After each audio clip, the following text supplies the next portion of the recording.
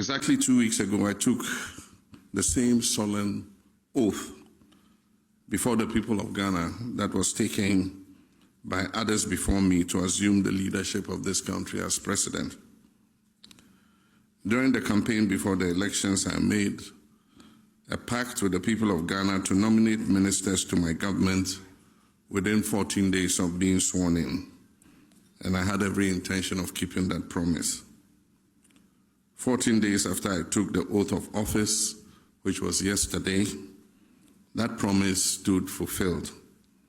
I had presented to the Right Honorable Speaker of Parliament names of 23 sector ministers, 3 ministers of state, and 16 regional ministers for the approval of Parliament. So far, I've named 42 ministers of state and regional ministers to begin the urgent task of resetting our dear country, Ghana, which has suffered in recent years from severe crisis in many sectors. As the ministers are approved by Parliament and as they are sworn in, I'll proceed to name deputy ministers for some of the ministries, which will bring the total ministers to 60, as I promised the people of Ghana.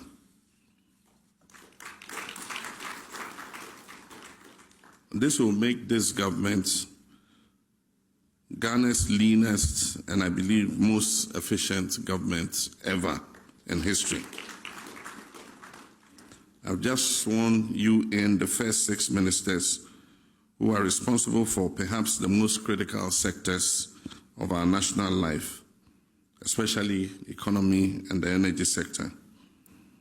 In economy, the people of Ghana are looking up to you, Dr. Forson, to reduce inflation and make life more affordable, reduce the cost of living.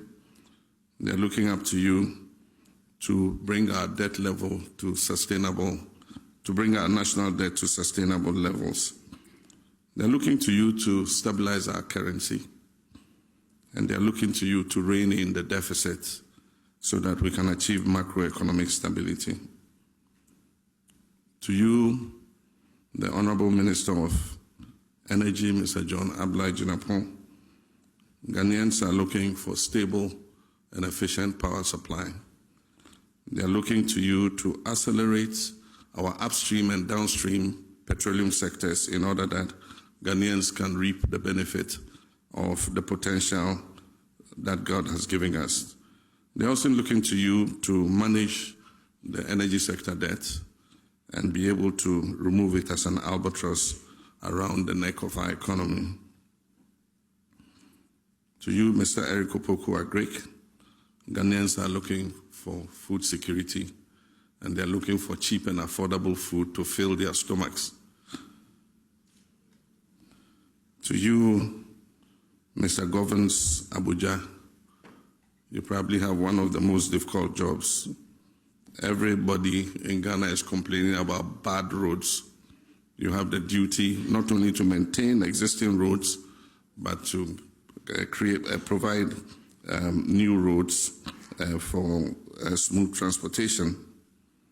And probably one of the most difficult and complex sectors, and that is education. The Honorable Haruna Idrisu is supposed to work for the people of Ghana to ensure quality education and to ensure that we equip our young people with the skills that they need to go into the world of work. And one of your first responsibilities will be to superintend the National Review Conference on Education, to bring stakeholders together to dialogue on how to improve our educational outcomes. Our Attorney General will be required to reform our justice system to make it fair and transparent to all Ghanaians. You'll also be responsible for holding people accountable and making sure that the sword of justice goes after people who have misappropriated the resources of Ghanaians.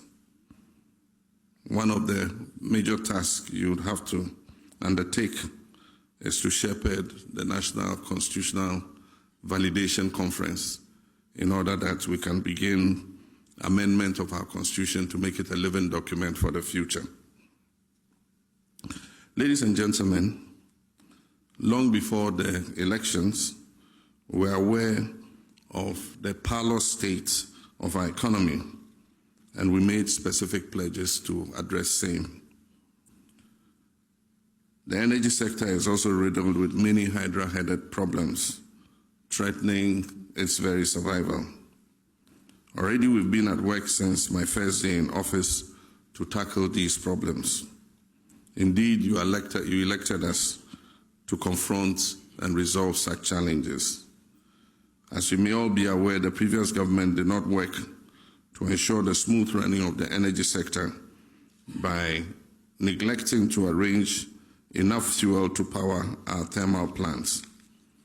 This was important because of the known scheduled maintenance work that was to take place on the West African gas pipeline, which is responsible for bringing in significant gas for the thermal plants that we have in our Eastern Enclave. Through determined efforts, I can report that we have now averted the looming threat of power outages.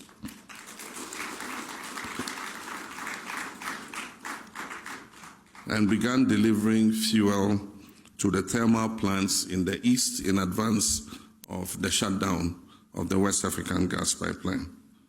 And Honorable Jinapo, I want to congratulate you for working very hard. Similar timely interventions have been necessary in areas such as education, where an acute food shortage was a major problem when schools were ordered to reopen on 3rd January. We have put in short-term measures to ensure that our children have adequate food so that they can go ahead with their learning. These are short-term measures and will help to keep our children in school, even as we strategize on streamlining the supply of food to schools and pay off arrears that are owed to schools, some dating from as far back as 2021. Over the weekend, I announced that a committee of eminent legal and governance experts would lead the process for a comprehensive review of the 1992 Constitution, taking into account the work that was done by previous committees. This will ensure that we refine our Constitution to meet the current exigencies and stand the test of time to meet present and future needs. I believe that this effort will be supported by the majority of Ghanaians who yearn for a constitution that is responsive to our modern world. While we were all aware of the country's parlous economic state before the elections, it is important in the spirit of openness and transparency to inform the people of Ghana about the true state of affairs as we inherited it. Therefore, I encourage the ministers, as you assume office, to tell the nation about the state of affairs in your sectors, even while you work tirelessly to lift us out of the current situation. On the part of the Attorney General, as I said, you will be expected to spearhead the much-needed reforms in our judicial system to make it more accessible and beneficial to all, irrespective of their backgrounds. The people of Ghana are desirous of a system that guarantees equal justice for all and nothing more or nothing less. It is quite clear that so much needs to be done in so short a time, and I assure the people of Ghana that this government will rise to the challenge and will reset our country. As I pointed out during my inaugural speech, Ghanaians have, through their votes, declared their intention to demand the highest standards of governance, and we cannot afford to fail them. This naturally puts a burden of responsibility on us, which we must prove equal to. Ghanaians have shown that the days of tolerance for disrespectful gaslighting by government officials are well and truly over. They will take firm action as they deem fit to punish any administration that takes them for granted.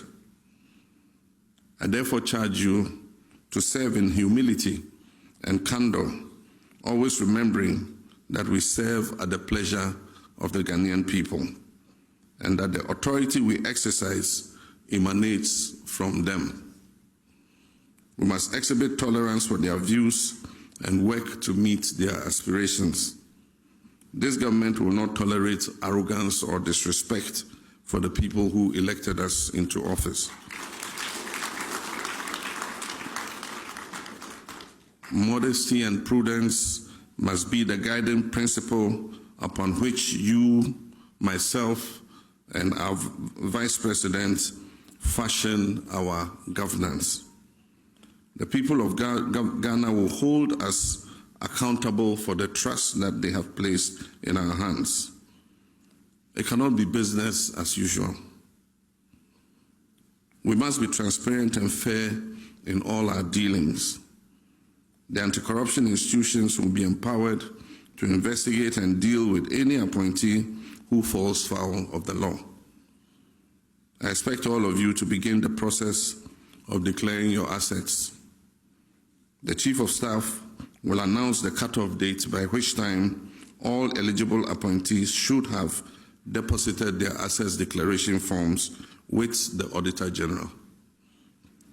I wish all of you good luck in your duties, and I pledge to work with you and give you the needed support, myself and Nana Jane, in the interest of working for the Ghanaian people. I thank you, and may God bless you.